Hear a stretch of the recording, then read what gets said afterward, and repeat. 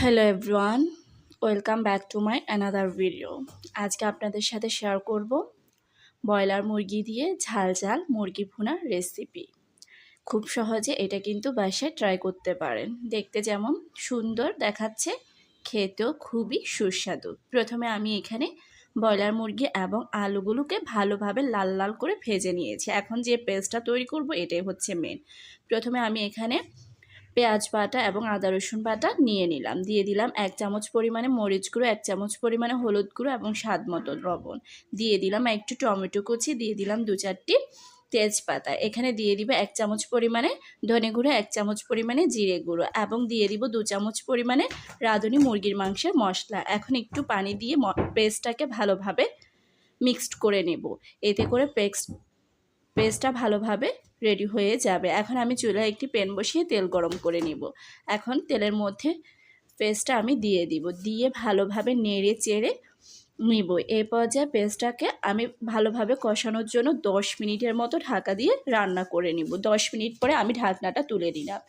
এখন মশলাগুলো থেকে তেলগুলো ছেড়ে ছেড়ে আসছে, তার মানে আমার মশলাটা ভালোভাবে কষানো হয়ে গিয়েছে। এখন আমি আগে থেকে ভেজে রাখা মুরগির মাংস এবং আলুগুলো দিয়ে দিব, দিয়ে কিছুক্ষণ ভালোভাবে নেড়ে চেড়ে নিব। এতে করে মশলাগুলো মুরগির মাংস এবং আলুর গায়ে লেগে যাবে এবং ঢাকনা দিয়ে 10 মিনিটের মতো রান্না করে নিয়েছি। এই পর্যায়ে এখন আমি আবারও মশলাগুলোকে সাথে মাংসগুলো ভালোভাবে নেড়ে চেড়ে নিব। এতে করে প্যানের গায়ে মশলাগুলো এবং মাংসগুলো লেগে যাবে না। এখন আমি ঢাকনা দিয়ে আরও 10 মিনিটের মতো রান্না করে নিব। 10 মিনিট পর আমি আবারও ফিরে এলাম।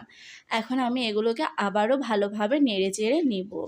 এই পর্যায়ে কিন্তু আমার মাংসগুলো 50% রান্না হয়ে গিয়েছে।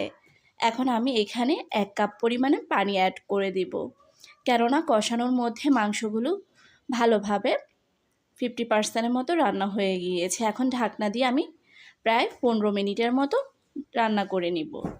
15 মিনিট পর আমি ঢাকনাটি উঠিয়ে নিব এবং ভালোভাবে নেড়ে চেড়ে নিব। এই পর্যায়ে আমি ঝালের জন্য এখানে 4-5টি কাঁচামরিচ অ্যাড করে দিব। কাঁচামরিচ দিয়ে আমি আরও 10 মিনিটের জন্য ঢাকা দিয়ে রান্না করে নিব। 10 মিনিট পর আমি আবারও ফিরে এলাম এবং আমার রান্নাটি কিন্তু এই পর্যায়ে কমপ্লিট হয়ে গিয়েছে। কি সুন্দর কালার হয়েছে দেখে বোঝা যাচ্ছে, খেতেও কিন্তু প্রচুর লোভনীয়। এই পর্যায়ে আমি মাংসগুলোকে পরিবেশন করে নিব গরম গরম। আপনারা আপনাদের পছন্দ মতো পরিবেশন করে নিতে পারবেন। যদি আমার ভিডিওটি ভালো লেগে থাকে অবশ্যই কিন্তু কমেন্ট করে জানাবেন।